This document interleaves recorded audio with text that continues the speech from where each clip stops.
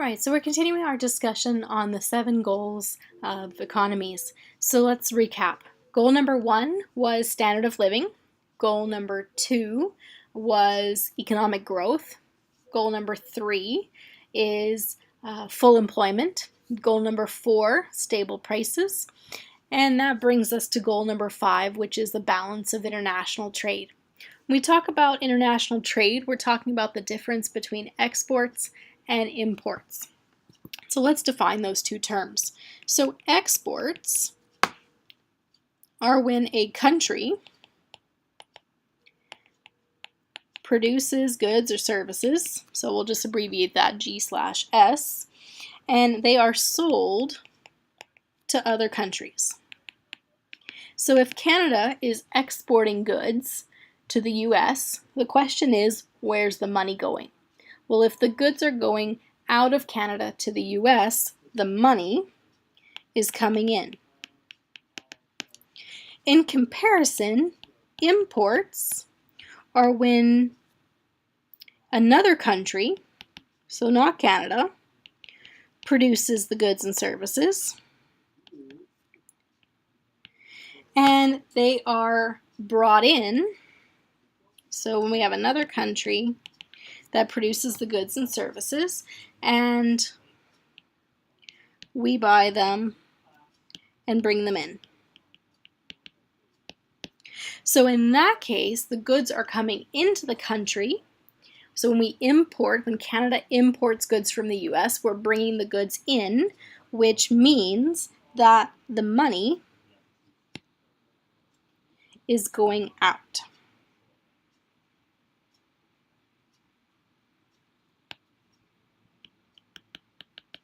So the money is leaving the country here. So we talk about a balance of trade. We're talking about exports minus imports. We're talking about the money coming in minus the money going out. So when we talk about having a balance of trade, a trade surplus, that means we are exporting more than we are importing, and so we have money coming in. A trade deficit says we are exporting, so selling less goods to other countries, than we are importing, bringing in from other countries. So if we're buying more of other countries' stuff than they're buying from us, then our money is going out. So a trade deficit, the money is leaving the country. A trade surplus, the money is coming in. Well, let's take a look at what we export and import. So here we have the top exports and imports in Canada. And what do you notice about these two tables? Notice that we export automotive products and we import automotive products. So in Canada we specialize and we trade. So for example, in Canada we make the Toyota Corolla. Some of those are sold here and some of those are sold in the US. In the US they make the Toyota Camry, and they sell it to us here in Canada. So we both export and import automotive products. You can see the same thing with metal, with consumer goods, and so on. So let's talk about who we trade with. So who do we buy most of our goods from? So import, bring them into our country. Well, the country that we import most of our goods from is the United States. So we can see here 65.8% of our imports, goods that we bring into the country, come from the US. Well, who do we sell our goods to?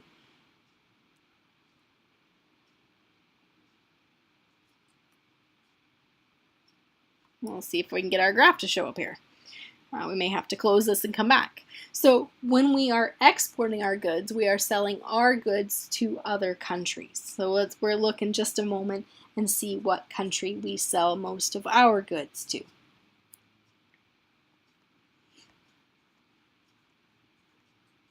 Just give me a second to flip through our slides here.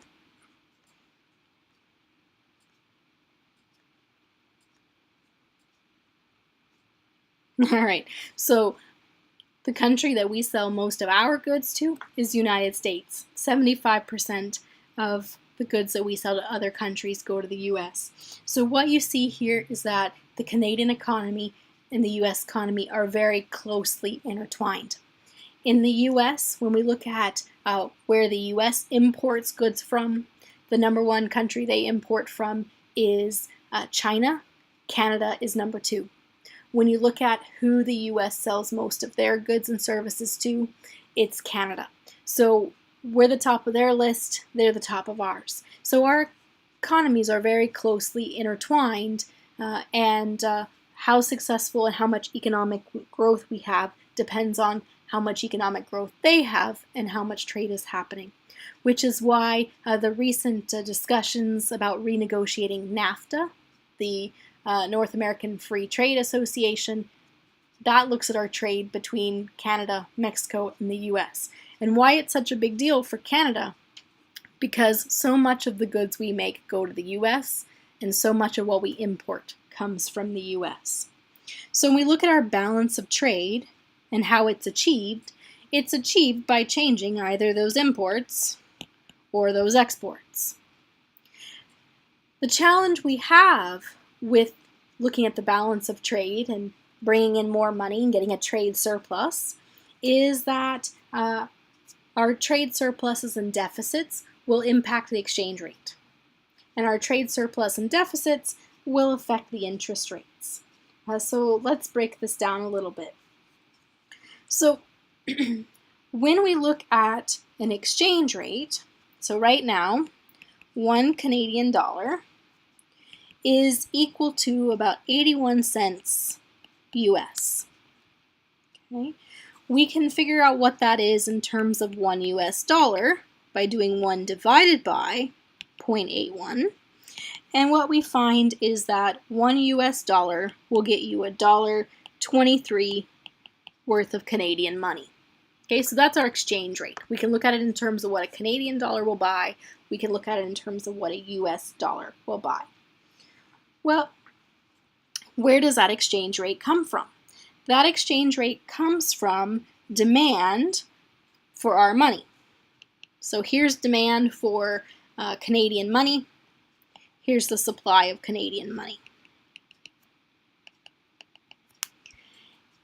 If Americans want to buy more Canadian goods, well, they need Canadian dollars to do so.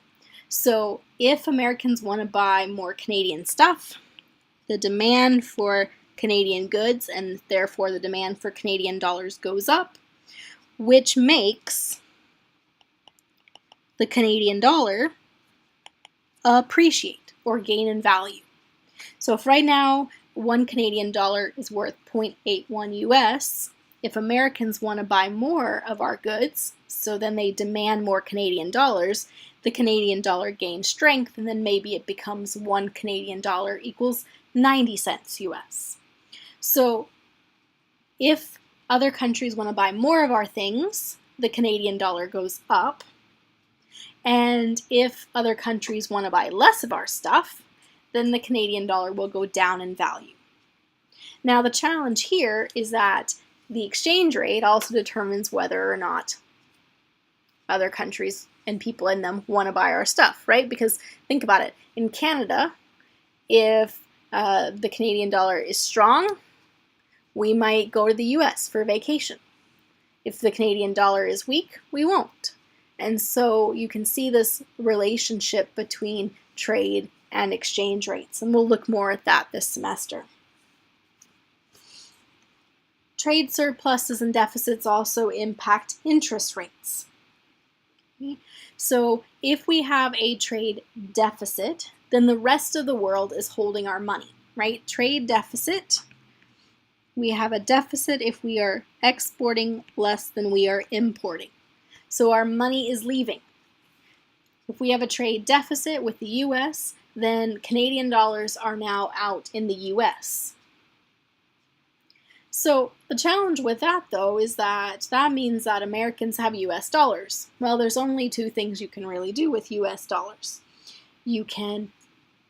Or Canadian dollars. There's only two things you can do with Canadian dollars, right? You can buy Canadian stuff, or you can invest in Canadian institutions.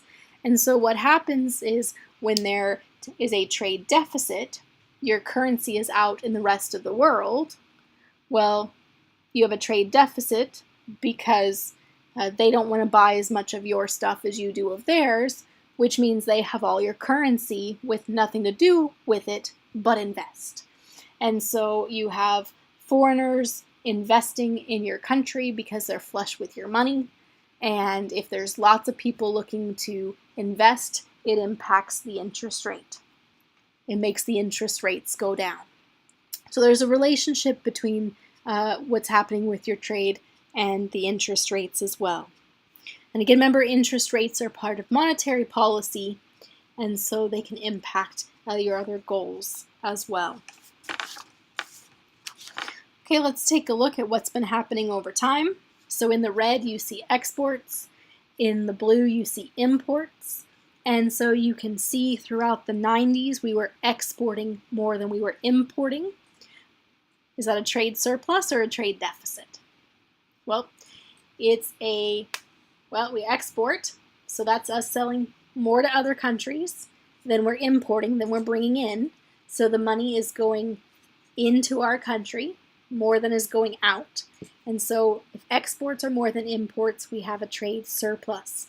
You can see more recently, we have a closer to a balance of trade where exports and imports are very close together. Right now, we have a very slight trade surplus. In another video, you can look at what is happening in the US. They have had a trade deficit for multiple decades, and it's having an impact on their economy. If we look at how we compare in terms of trade with other countries, China is the top exporter in the world. They sell the most amount of goods to other countries. And they moved to the top in 2009. You can see that Canada comes in at number 11.